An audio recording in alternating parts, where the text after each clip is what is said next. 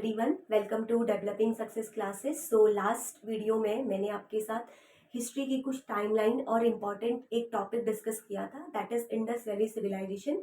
तो उसी सीरीज को कंटिन्यू करते हुए आज मैं आपके साथ डिस्कस करूंगी नेक्स्ट पीरियड जो है हमारा वैदिक पीरियड। ठीक है, तो इसके जितने भी इंपॉर्टेंट क्वेश्चंस हैं वो हम लोग डिस्कस करेंगे।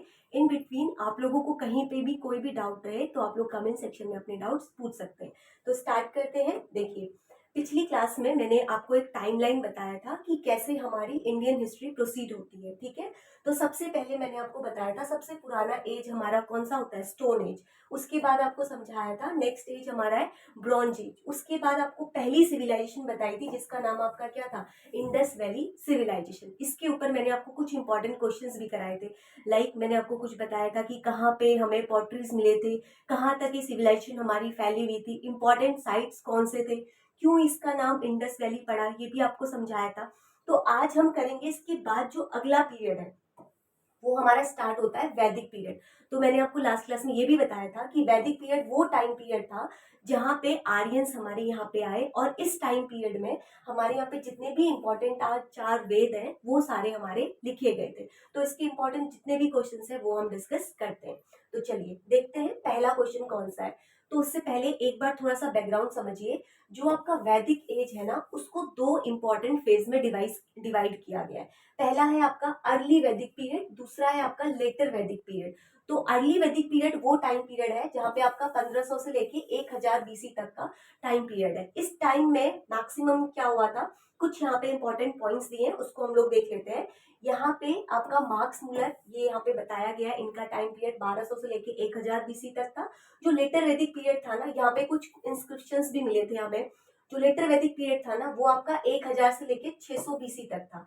तो ये पीरियड कौन सा था, ये पीरियड था आपका ऋग्वेद, जहाँ पे कंपोजिशन हुए थे, यानी कि ऋग्वेद लिखे गए थे इस टाइम पीरियड में। एंड इसी के कंटेम्प्रेरी जब हमारे यहाँ पे वैदिक पीरियड चल रहा था ना, तो उसके कंटेम्प्रेरी मतलब इसके साथ साथ और भी चीजें चल रही थी। आपने पढ़ा होगा बुद्धिज्म।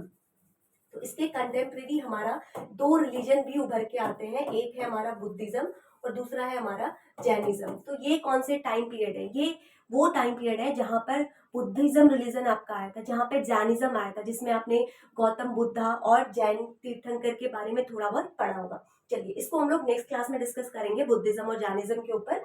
आज हम डिस्कस करते हैं सोल वैदिक एज के क्वेश्चंस को। तो पहला क्वेश्चन यहाँ पर हम देखने से पहले एक बार थोड़ा सा मैप देख लेते हैं। तो देखिए, जो अर्ली वैदिक पीरियड है मैंने आपको बताया 1500 से लेके 1000 बीसी तक का टाइम पीरियड है। लास्ट क्लास में आपको समझाया था जो इंडस वैली सिविलाइजेशन थी वो इसी एरिया में आपकी फैली हुई थी। आपको बताया था साउथ इंडिया में नहीं थी और आपका ईस्टर्न पार्ट में भी नहीं था। उसके कंटेम्प्रेरी सदर्न पार्ट में अदर अदर चीजें हो रही थी, ईस्टर्न पार्ट में आपकी अनदर चीजें हो रही थी। तो ये वाला वो रीजन है जहां पर पूरी की पूरी हमारी वैदिक कल्चर हमारा फैला हुआ था। तो यहाँ पर क्या हुआ, देखो ये इंडो आर्यंस जो है ये बाहर से आते हैं इंडिया में। आपको बताया था कि इंडस वैली सिविलाइजेशन कैसे खत्म हुई उसके बारे में भी आज तक एग्जैक्ट सोर्सेस नहीं पता है। कुछ लोगों का कहना है कि फ्लड आया, पूरी की पूरी सिविलाइजेशन आपकी खत्म हो गई। कुछ लोगों का कहना है कि आर्यंस आए, ये बहुत ही एग्रेसिव नेचर के थे, इन्होंने इंडिया में आके हर एक जगह पे लोगों को क्या किया, पूरी की पूरी सिविलाइजेशन हमारी खत्म करी। तो ये आपके यहाँ से आते हैं। तो ये ध्यान रखना कि जो आर्यंस थे ये इंडियन ओरिजिनेटेड नहीं थे, ये बाहर से सेंट्रल एशिया से हमारी कंट्री में आते हैं, और इस रीजन से आते हुए ये आपके इसी रीजन में ही ये आपके बसते हैं। जो ये पूरा रीजन आपको मैप में शो किया, this is the particular region जहाँ पे हमारे पूरे वैदिक पीरियड है। ठीक है, यही इसी रीजन में ही हमारे सारे वेद भी हमारे लिखे गए थे। ठीक है, चलो पहला क्वेश्चन अब इस पे हम शुरू करते हैं। पहला हम क्वेश्चन देखते हैं क्या है। देखो पहला क्वेश्चन क्या है, वेयर वॉज द ओरिजिनल एडोप ऑफ आर्यन, यानी कि ये कहाँ से आए हैं, इनका ओरिजिन सोर्स क्या है। ऑप्शंस देखिए आपके सामने, अफ्रीका के माइनर से आए हैं, या ये एशिया से आए हैं, या ये साउथ अमेरिका माइनर है, या फिर यार यूरोप से आए हैं। अगर आपने लास्ट वाला मैप थोड़ा सा भी ध्यान से देखा होगा ना, तो आप इसका आंसर कर सकते हैं। देखिए यहाँ पर अगर आप मैप में देखें तो मैंने आपको मैप का रीजन बताया कि किस रीजन से आ रहे हैं। तो अफ्रीका कहाँ पे लोकेटेड है, वर्ल्ड मैप में इस साइड लोकेटेड है। तो क्या अफ्रीका के ओरिजिनेटेड है? अब आप सोच के बताइए मुझे कि क्या होगा इसका करेक्ट आंसर। फिर हम डिस्कस करते हैं कि ये कौन से ओरिजिन सोर्स है, अफ्रीका है, एशिया है, कि कौन से रीजन से ये आए हैं। चलिए डिस्कस करते हैं। तो ये हमारे हैं एशिया, आप मैप में भी देख सकते हैं, this is the particular region, ये एशिया ही हमारा आता है। यूरोप आपको थोड़ा ऊपर देखने को मिलेगा, अफ्रीका आपको नीचे साइड में देखने को मिलेगा। तो हमसे क्वेश्चन में पूछा है कि ये ओरिजिन सोर्स कहाँ से आए थे, तो आंसर क्या होगा इसका, B, that is Asia Minor. ठीक है, अब इसके बारे में थोड़े कुछ इंपॉर्टेंट पॉइंट्स डिस्कस करते हैं। देखो, जो ओरिजिन एडोप है इसका, आर्यंस का, ये बिलीव करते हैं कि ये कौन थे, ये आपके सेंट्रल एशिया के, स्पेसिफिकली यूरोपियन स्टेपीज थे। स्टेपीज का मतलब होता है एक तरह के ट्राइबल जो एक जगह से दूसरी जगह से घूमते रहते हैं। ये थ्योरी आपका ये सपोर्ट करती है कि जो सिमिलैरिटीज है इनकी लैंग्वेज की, जो ये आर्यंस बोलते थे, इनकी जो सिमिलैरिटीज है Indo European languages as well as the archaeological evidences जो है अर्ली जो पीरियड टाइम पे हमें मिले थे, वो भी आपके इंडो यूरोपियन कल्चर को बताते हैं, जो सेंट्रल एशिया से सिमिलैरिटीज देखने को मिलती है। इसलिए कहते हैं कि इनका ओरिजिनेट सोर्स जो है वो सेंट्रल एशिया से आए हुए हैं। ठीक है, जो टर्म आर्यन था, देखो इनको किसने तो दिया होगा ना ये टर्म, फर्स्ट यूज किया था एक एंशियंट पर्शियन ने, जो कि इसको रिफर करते थे देमसेल्फ, खुद के लिए और उनकी लैंग्वेजेस के लिए। ठीक है, ये टॉट किया गया दैट द आर्यंस जो है वो माइग्रेट हुए थे, कहाँ से, सेंट्रल एशिया से, आपके कहाँ आए थे, यूरोप, और बाद में इंडिया के अराउंड कब पहुंचे थे, 2000 से लेके 1500 बीसी तक के टाइम पीरियड में। इसी टाइम पीरियड में आपका यहाँ पे क्या हो रही थी, हमारी इंडस वैली सिविलाइजेशन भी चल रही थी। इंडिया में they become known as the Indo Aryan, तो जैसे ये इंडिया में आए इसलिए इनका नाम क्या है, इंडो आर्यन। ठीक है, and they bought their languages, तो जब कोई अनदर पर्सन आता है हमारी कंट्री में तो वो अपने साथ क्या लेकर आता है, अगर हम भी किसी की कंट्री में जाएंगे तो क्या लेकर जाएंगे, अपने रिचुअल्स, अपनी लैंग्वेज, अपने कस्टम्स, तो वही ये लोग भी लेकर आए अपने साथ, अपनी लैंग्वेज लेके आए, कल्चर लेके आए, रिलीजन लेके आए इन सब कॉन्टिनेंट में। ठीक है, तो ये ध्यान रखना है कहाँ से आए थे, आपको थोड़ा क्लियर हुआ होगा, सेंट्रल एशिया से आए थे। इंडो आर्यन क्यों बोला है, बिकॉज इंडिया के कुछ ही आपके यूरोपियन पार्ट्स की तरफ भी गए थे। ठीक है, चलिए अब देखते हैं नेक्स्ट क्वेश्चन। देखो अगला क्वेश्चन क्या है, in India the practice of erecting megalith began about the किस डैश एगो। मेगालिथ क्या है, देखो मेगालिथ मैंने आपको बताया था एक लार्ज स्टोन होते हैं, लार्ज बैरियर जिसके नीचे आपका बैरियर किया जाता था। तो ये प्रैक्टिस कब इरिकेट हुआ इंडिया में, वो टाइम पीरियड आपसे पूछा है। तो देखो 3000 year ago, 2000 year ago, 500 year ago, या more than one of the above is correct. ठीक है, अब सोचिए खुद से, आपको मैंने लास्ट क्लास में बताया था इंडस वैली सिविलाइजेशन के कंटेम्प्रेरी ही साउथ में आपका जो कल्चर चल रहा है वो मेगालिथ कल्चर था। तो इंडस वैली सिविलाइजेशन का अगर आपको टाइम पीरियड याद होगा तो आप इसका आंसर कर सकते हैं, 2000 से लेके 2500 तक का टाइम पीरियड जो आपको बताया था उसी के कंटेम्प्रेरी कोई टाइम पीरियड होगा, तो यानी कि 500 ईयर्स तो हमारा रॉन्ग हो जाएगा, more than one above the correct भी हमारा रॉन्ग हो जाएगा। नाउ आइदर 3000 आंसर होगा या फिर 2000। ठीक है, चलो देखते हैं क्या है इसका आंसर। तो ये देखिए, पहले मेगालिथ के बारे में जान लीजिए क्या, मेगालिथ देखिए एक लार्ज स्टोन थे, ये ध्यान रखना, मेगालिथ का मतलब क्या है, एक लार्ज स्टोन, इस तरह के बहुत बड़े बड़े पत्थर जिसके नीचे आपका बैरियर बनाया जाता था किसी को। ठीक है, चलो अब देखते हैं, जो ये प्रैक्टिस शुरू हुई थी इंडिया में मेगालिथ साइट को इरेकेट करने की, ये आपकी 3000 ईयर एगो स्टार्ट हुई थी। तो मेगालिथ क्या होता है, आपको बताया एक लार्ज स्टोन होता है जो कि किस चीज के लिए यूज होता है, आपका कंस्ट्रक्ट मॉन्यूमेंट और स्ट्रक्चर, किसी भी मॉन्यूमेंट और स्ट्रक्चर को बनाने के लिए हमें यूज करते हैं। तो जो मेगालिथ कल्चर है इंडिया में, ये आपका ऐसा बोला जाता है, ये आपका ओरिजिनेट हुआ था कहाँ पे, डिक्कन प्लेटू में, और स्प्रेड हुआ था अनदर रीजन से, डिक्कन प्लेटू से शुरू होते होते अनदर नियर बाय जितने भी रीजन थे वहां पर भी ये फैला था। तो जो मेगालिथ था ये आपके यूज करते थे बहुत सारे पर्पस के लिए, हम लोग इनका यूज करते थे, जैसे कि कुछ मैंने आपको एग्जांपल दिए बरियल्स के लिए, है ना, उसके साथ साथ कुछ मेमोरियल्स भी बनाए जाते थे, एंड एस्ट्रोनॉमिकल ऑब्जर्वेशंस के लिए भी हम लोग इनका यूज करते थे। जनरली मेगालिथ इज नथिंग, बस आप देखिए ये लार्ज स्टोन्स हैं जिनको हम कहते हैं मेगालिथ, इनका अलग अलग जगह पे यूज किया जाता है। एक एग्जाम्पल मैंने आपको दिया बरियल के लिए, उसके अलावा कुछ मॉन्यूमेंट्स बनाने के लिए, अपार्ट फ्रॉम दिस कुछ एस्ट्रोनॉमिकल ऑब्जर्वेटरीज के लिए हम इनका यूज करते थे। तो ध्यान रखना मेगालिथ क्या था और कहाँ से ये स्टार्ट हुआ था। चलो अब देखते हैं नेक्स्ट क्वेश्चन। देखिए नेक्स्ट क्वेश्चन क्या है, at the bank of which of the following river was the battle of 10 king fought in early Vedic period. अभी आपको मैंने बताया जो वैदिक पीरियड था वो दो पार्ट में डिवाइडेड था, अर्ली वैदिक पीरियड और लेटर वैदिक पीरियड। तो यहाँ पे इस क्वेश्चन में आपसे पूछा है कि कौन सी वो रिवर थी जहां पर इनके बीच में फाइट हुई थी। अब ये हुआ क्या था इसको थोड़ा सा समझ लीजिए पहले। जब इंडिया में ऑलरेडी यहाँ पर कौन थे आपके, जब ये आर्यंस आए हैं बाहर से, तो इंडिया में कौन है उस समय, हमारे यहाँ पर इंडस वैली सिविलाइजेशन चल रही है, जो कि फर्स्ट सिविलाइजेशन है। तो अब कोई फॉरेन एम्पायर इंडिया में आके अपने आप को एस्टेब्लिश करेगा, तो यहाँ के लोकल लोगों से फाइट करेगा। वही सिंपल कंसेप्ट है यहाँ पे आपका। यहाँ पर आपकी एक बैटल हुई थी इनकी, जिसको हम लोग कहते हैं बैटल ऑफ 10 किंग। तो पूछा है कि कौन सी रिवर के किनारे हुई थी, ठीक है। तो सरस्वती, उसके बाद है आपका दृश्यावती, और लास्ट है पुरुषनी, और one of the above is correct. तो आप बताइए कौन सी रिवर हो सकती है वो। आपको पता है इंडस वैली सिविलाइजेशन पूरी की पूरी रिवर और उसके आसपास बसी हुई थी, ठीक है। तो देखते हैं इसका करेक्ट आंसर क्या है। ये है आपका आंसर सी, यानी कि थर्ड इज द करेक्ट। अब इसके बारे में थोड़ा सा समझते हैं क्या थी ये बैटल, ठीक है। तो जो बैटल थी 10 किंग के बारे में, 10 किंग की जो हुई थी, द प्रिस्ट ऑफ भरताज एंड वशिष्ठाज हम लोग इसको बोलते हैं। तो जो ये बैटल है ना, इसको एक और नाम से भी बोलते हैं। 10 का मतलब हिंदी में क्या होता है, 10 ना। तो 10 राजास के नाम से भी, राजना के नाम से भी हम इसको जानते हैं, दशा राजना के नाम से। And one of the most important historical event था, ठीक है। क्योंकि इसके बाद आपके आर्यंस इंडिया में स्टैब्लिश हो गए थे। तो जो ये बैटल हुई थी आपकी, किस किस के बीच में हुई थी, ये भारतास एक साइड पे थे आपके, and host of the 10 chief वो आपके अदर साइड पे थे, जिनको हम लोग, इसीलिए हम इसको क्या भी बोलते हैं, बैटल ऑफ 10 किंग, ठीक है। तो ये बैटल आपकी इस पर्टिकुलर रिवर के साइड पे हुई थी, एंड इसमें विक्ट्री किसकी हुई थी आपकी, सुद्रास की हुई थी। एंड स्टैब्लिश किया था उन्होंने अपना रूल कहाँ पर, अपर गंगेटिक प्लेन पे। और इन्होंने प्ले किया था एक इंपॉर्टेंट रोल किस टाइम पे, अब इसके बाद आपका अगला वैदिक पीरियड जो शुरू होगा, दैट इज लेटर वैदिक पीरियड, ठीक है। तो ये बैटल जो है इसने आपका ब्रोक आउट किया था because of dispute between the, यहाँ पे आपको एक चीज थोड़ा सा ध्यान रखना है, वशिष्ठ एंड विश्वामित्रा। ये कौन थे, विश्वामित्रा जो थे, इन्होंने आपका सपोर्ट किया था जो ग्रुप ऑफ 10 ट्राइबल्स थे, ठीक है, which 5 were the Aryans and another 5 was the non Aryan, ठीक है। 10 बैटल का ध्यान रखना, 5 इसमें आर्यंस थे और 5 इसमें नॉन आर्यंस थे। तो आर्यंस कौन थे, जो सेंट्रल एशिया से आए थे, वो जनरली एक ट्राइबल थे, ठीक है। तो उनके बीच में, और जो नॉन आर्यंस थे, जो उस समय वहां पर रह रहे थे इंडस वैली के लोग, उनके बीच में ये लड़ाई आपकी हुई थी। तो विश्वामित्रा ने आपका किसको सपोर्ट किया था, ये जस्ट बताया है, जो ग्रुप ऑफ 10 ट्राइबल्स थे, जिसमें 5 आपके आर्यंस और दूसरे आपके कौन थे, नॉन आर्यंस, ठीक है। चलिए अब देखते हैं अगला क्वेश्चन। देखिए अगला क्वेश्चन है आपका, with reference to ancient India the term vrata, jana and Shraddha pertain to. ये कुछ टर्म्स है, देखिए अक्सर एग्जाम में आता है कि ये टर्म किस चीज को डिनोट कर रहा है, जना का मतलब क्या होता है। आपने अगर हिंदी वर्ड सुना होगा तो आपको पता होगा जन किसके लिए हम लोग यूज करते हैं, ठीक है। अब कुछ ऑप्शंस दिए गए हैं, एक बार ध्यान से ऑप्शंस को देखिए।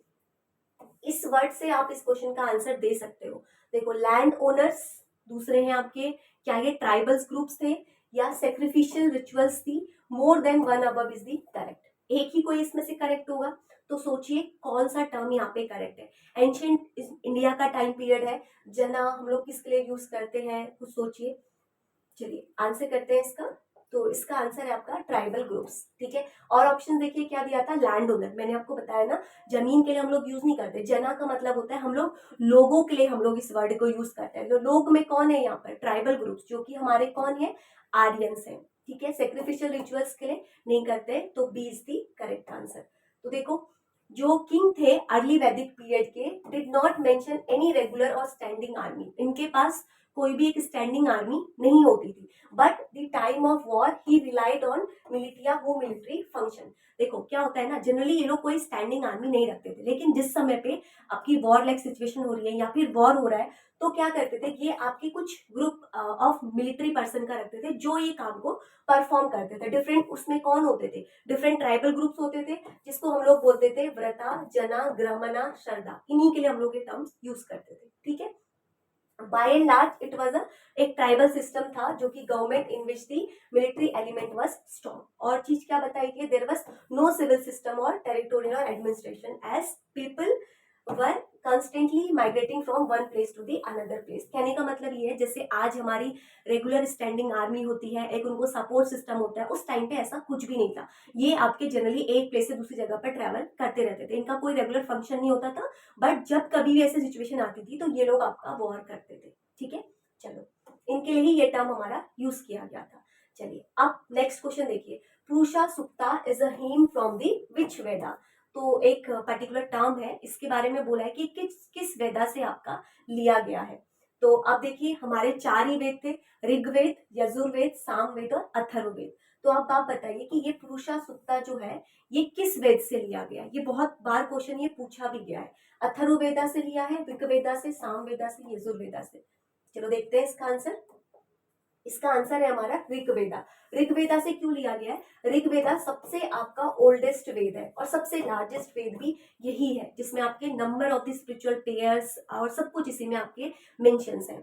तो इसके जो 10th मंडल है उससे आपका ऋग्वेदा के पुरुषा सुक्ता जो है ये लिया गया है। ये क्या बताता है? ये पुरुषा सुक्ता आपका रिफ्लेक्ट करता है अपॉन दी मैरिज, जितने भी हमारे मैरिज की सेरेमनीज होती हैं उसके बारे में यहाँ पर बताया गया है।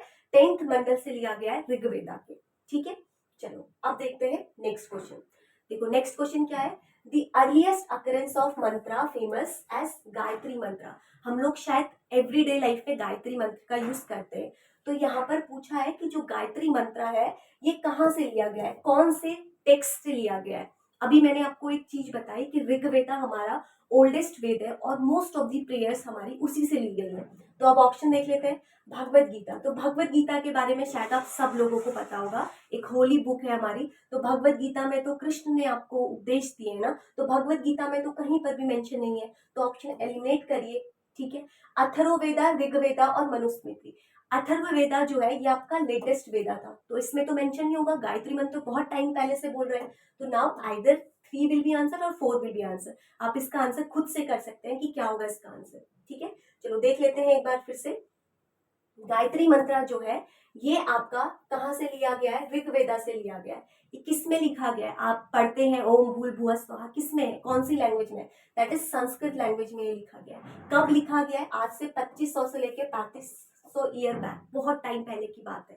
ठीक है, गायत्री मंत्र जो है इसमें क्या है? इसमें आपके 24 सिलेबस और ऑर्गेनाइज्ड है इन ट्रिपलेट में। ठीक है, कुछ इसमें बताए गए हैं कि उसके सब सेक्शन में क्या है।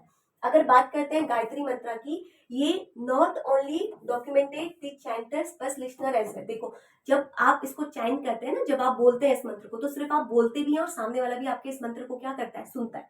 यही सब चीजें यहाँ पे बताई हैं। बस ध्यान रखना कि ये मंडला जो है इसमें 64 हिम्स है, मेनली अग्नि और इंद्र देवता के बारे में यहाँ पे बताया गया। तो गायत्री मंत्र जो है ये आपका कब आया था? 3rd Mandla of the Rigveda. ये ध्यान रखना कहाँ से लिया गया? 3rd मंडला ऑफ ऋग्वेदा से लिया गया। ठीक है, ये एक फैमिली बुक है जिसमें आपके कुछ ओल्डेस्ट कोर ऑफ ऋग्वेदा भी मेंशन है। ठीक है, चलिए अब देखते हैं अगला। देखो नेक्स्ट वेद हमारा जो था ऋग्वेद के बाद यजुर्वेद, फिर सामवेद। तो सामवेद के ऊपर पूछा गया है। सामवेद आप बोलकर भी इसका आंसर दे सकते हैं। Samaveda is considered to be the one of the primary source of India. किस चीज के लिए एक प्राइमरी सोर्स है सामवेद हमारा? ठीक है, वेद जो वर्ड है ना इसका मतलब होता है आपका नॉलेज। तो यानी कि ये जो भी जितने भी हमारे वेद हैं इनसे कुछ ना कुछ हमें क्या मिली है? नॉलेज मिली है। ठीक है, देखिए क्या है? Coinage, textile design, medicine, music and art. बताइए सामवेद किस चीज से रिलेटेड होगा? सामवेद, साम देखो आप आंसर भी दे सकते हो, पता चल रहा होगा म्यूजिक से रिलेटेड है। चलो देखते हैं इसके बारे में। सामवेद जो डराइव्ड हुआ है उसका रूट जो है समन, जिसका मतलब क्या होता है? मेलोडीज। जो हम सॉन्ग सुनते हैं ना, एक मेलोडीज, ये कलेक्शन ऑफ क्या है? इसमें आपकी मेलोडीज है। ठीक है, म्यूजिक है। तो सामवेद क्या है? बुक ऑफ चैंट है, मतलब एक तरह की बुक है जिसमें आपके बहुत सारे सब पार्ट्स लिखे गए हैं। जितने भी इसमें हिम्स हैं वो कहाँ से टेकन करे गए हैं? सारे के सारे आपके ऋग्वेदा से लिए, बिकॉज ऋग्वेदा हमारा सबसे पुराना और सबसे ओल्डेस्ट है। तो जितने भी हिम्स है हमारे सामवेदा के रेक्टिफाइड होते हैं उदगति एंड सोमा ऑफ सेक्रीफाइसेस। ठीक है, ये कंटेन करता है आपका ध्रुपद रागास। ये भी एक बार क्वेश्चन पूछा गया था। जो ये वेदा है ये आपका इंपॉर्टेंस इसका कहाँ देखने को मिलेगा? आपको इंडियन म्यूजिक में। आज भी आप लोग म्यूजिक सुनते होंगे तो वहां पे आपको इसका इंपॉर्टेंस देखने को मिलेगा।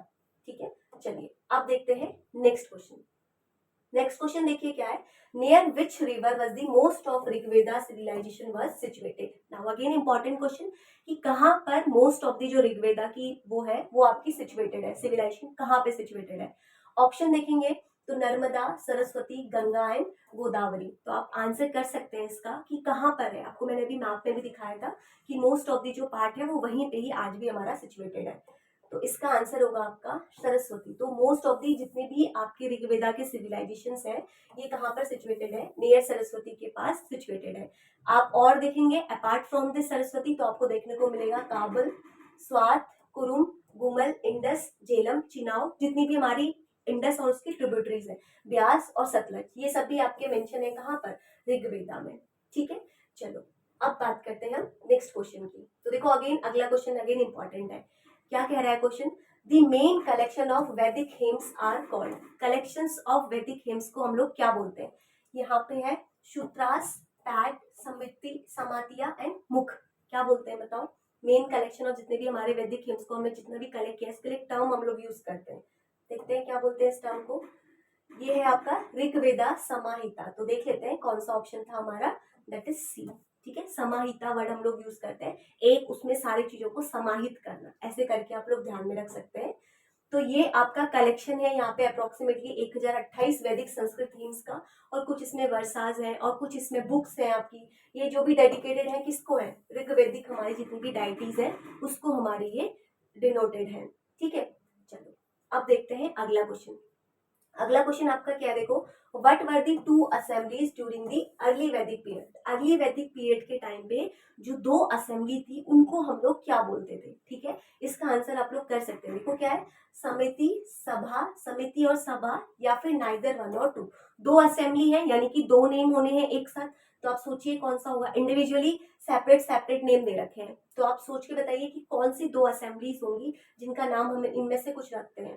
तो देखते हैं क्या है। तो वैदिक पीरियड जो है मैंने आपको अभी बताया था 1500 से लेके 600 बीसी तक, इसके बाद आपकी मेजर सिविलाइजेशन अगर होती है एंशियंट इंडिया में, और साथ के साथ आपका क्या होता है, डिक्लाइन होता है हमारा इंडस वैली सिविलाइजेशन का। ठीक है, मोनार्कियल फॉर्म ऑफ गवर्नमेंट थी जहाँ पे किंग को हम लोग क्या बोलते थे, राजन, आज भी हम लोग बहुत जगह पे ही चलता है। पेट्रियार्कल फैमिलीज होती थी, जना जो है ये लार्जेस्ट सोशल यूनिट होता था आपका, तो जो सोशल दो ग्रुप्स थे वहां पे आपका कैसे होता था, कुला जिसको हम लोग फैमिली बोलते थे, ग्रामना, विष्णु एंड जना। तो जो ट्राइबल की दो असेंबलीज थी उसको हम लोग कहते थे सभा और समिति। ठीक है, ये ध्यान रखना, उसको हम लोग दो नाम जो देते थे वो था आपका सभा और समिति। तो वैदिक पीरियड के बारे में थोड़ा सा और चीजें ध्यान रखनी है, इसी टाइम पीरियड पे हमारा इंडस वैली सिविलाइजेशन डिक्लाइन होते होते खत्म हो जाता है। ठीक है, चलो अब यहाँ पर हमने आपके साथ डिस्कस करें कुछ इंपॉर्टेंट वैदिक पीरियड के क्वेश्चंस। तो यहाँ पे अगर आपको किसी भी क्वेश्चंस में कोई भी डाउट होगा तो आप अपने डाउट पूछ सकते हैं। मिलते हैं नेक्स्ट सेशन में, थैंक यू।